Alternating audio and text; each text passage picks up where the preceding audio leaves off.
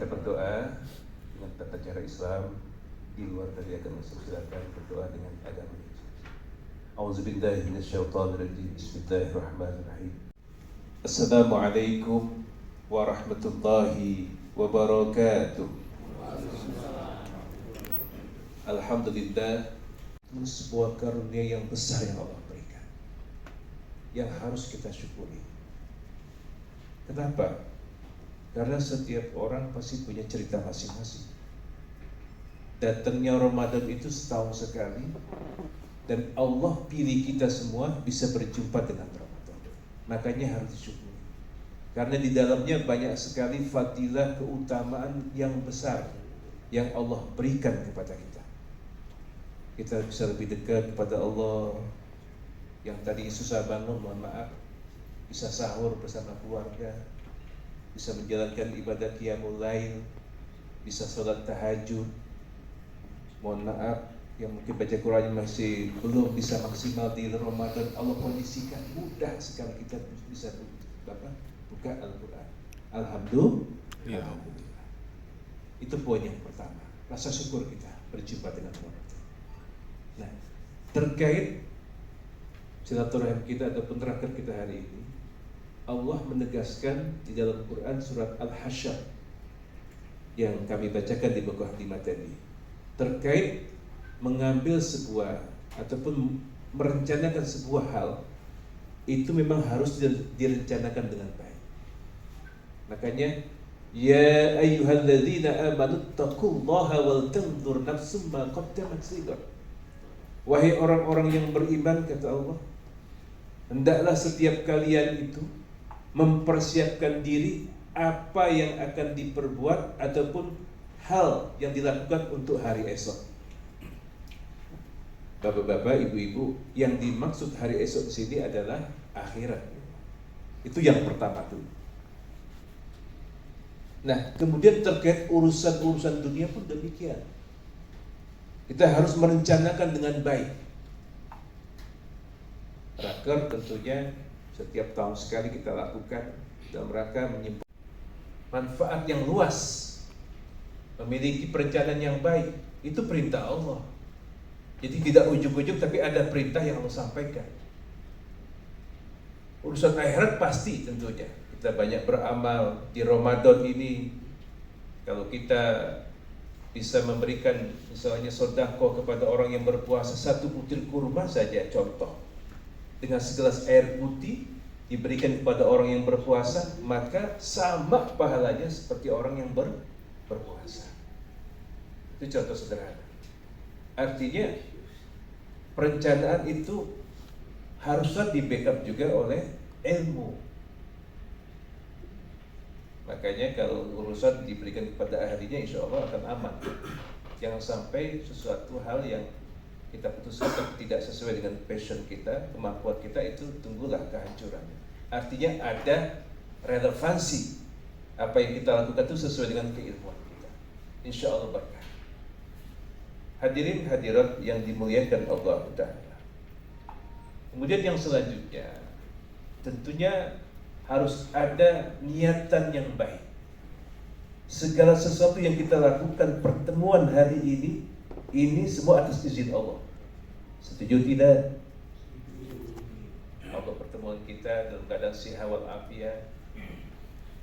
Rencana mungkin hari Selasa, ternyata hari Rabu Allah takdirkan.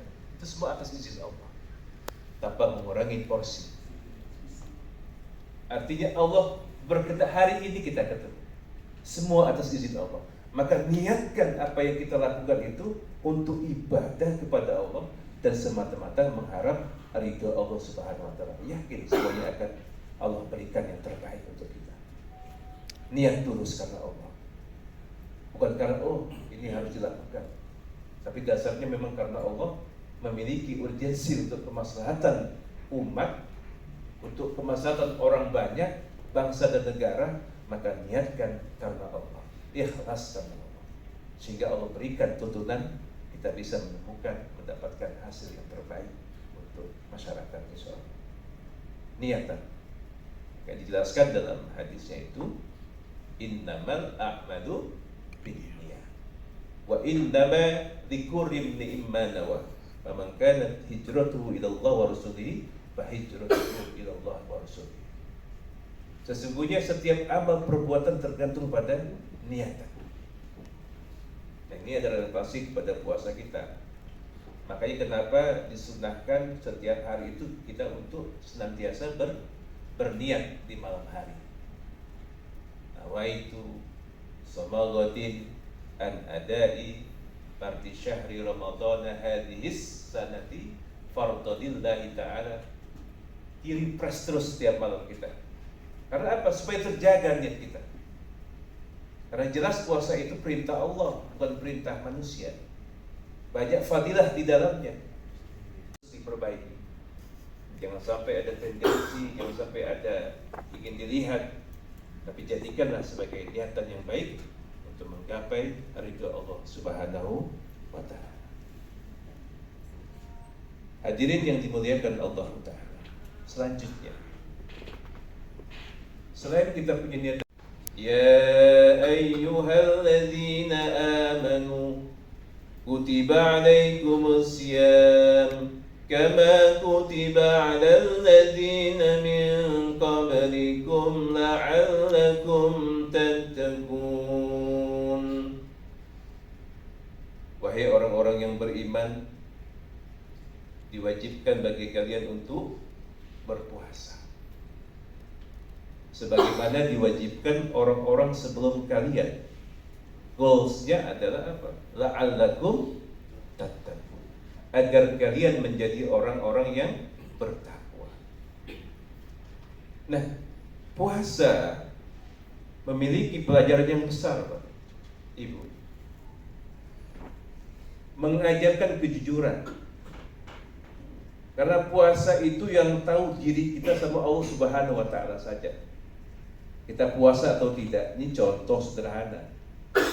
Kita sahur bersama keluarga misalnya, makan bersama-sama keluarga, pagi hari kita sholat subuh berjamaah, kemudian kita pagi-pagi ke kantor, sampai kantor kita beraktivitas, meeting, siang harinya dapat tugas dari Pak Imam, dicontoh Pak Imam, suruh berangkat meeting di mana, di restoran Sensi misalnya kan, bertemu klien, ngobrol lah puasa enggak hari ini.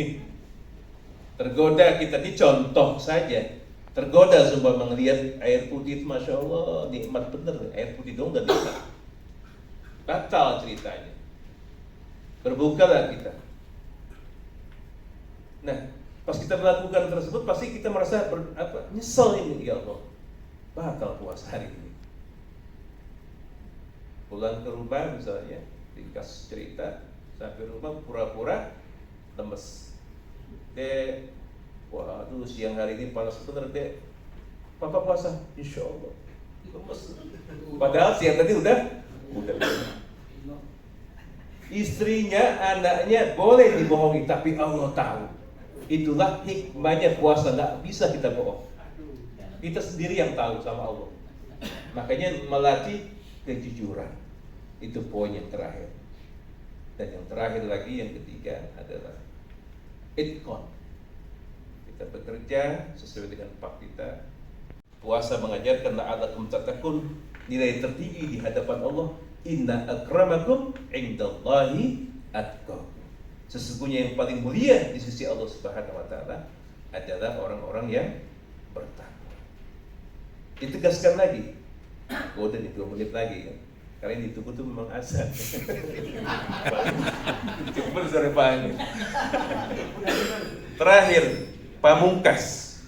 Kenapa bertakwa? Jelas. Namanya ayat Dinar. Wa may yattaqillaha yaj'al lahu makhraja wa yarzuqhu min haitsu la yahtasib wa may yatawakkal 'ala Allah fa huwa hasbuh. Barang siapa yang bertakwa kepada Allah, maka Allah akan cukupkan kehidupan. Wa may yattaqillaha yaj'al lahu makhraja. Allah berikan rezeki dari jalan yang enggak disangka-sangka. Jamin orang bertakwa. Wa yarzuqhu min haitsu la yahtasib.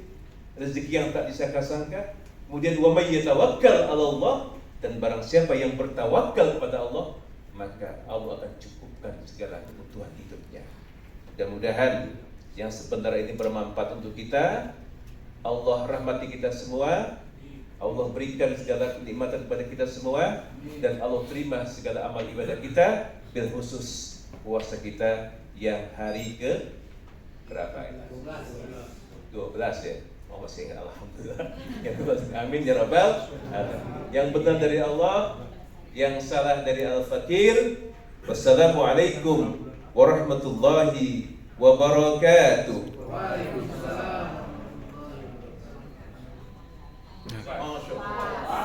Mas.